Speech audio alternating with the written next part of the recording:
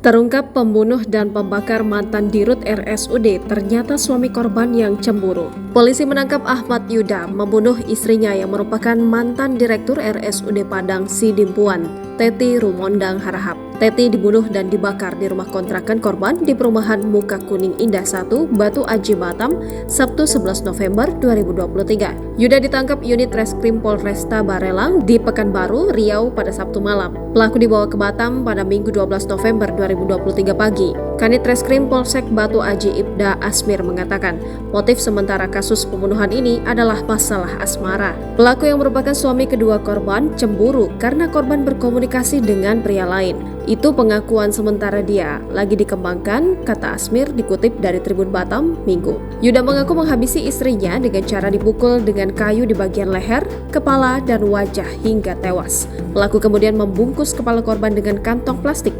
Selanjutnya, pelaku meletakkan tabung gas di sekeliling tubuh istrinya dan juga menaruh kain dari kamar sampai ke pintu depan.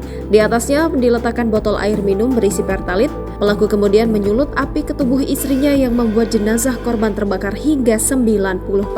Pelaku berharap istrinya terbakar dan rumahnya meledak. Selanjutnya, dia melarikan diri dari Batam. Sebelumnya diberitakan, Teti Rumondang Harahap ditemukan tewas mengenaskan di rumah kontrakannya di Kelurahan Buliang, Batu Aji, Batam, Sabtu 11 November 2023 dini hari. Diketahui korban pernah menjabat sebagai Direktur Rumah Sakit Umum Daerah di Padang Sidimpuan, Sumatera Utara. Korban saat ini masih berstatus aparatur sipil negara di pemerintah Provinsi Sumatera Utara dan berdinas di Dinas Kesehatan Sumatera Utara. Polisi menduga korban tewas karena luka benda tumpul di kepala. Saat ditemukan, kondisi kepala korban terbungkus kantong sampah berwarna hitam. Bagian dalam kantong sampah tersebut berlumuran darah.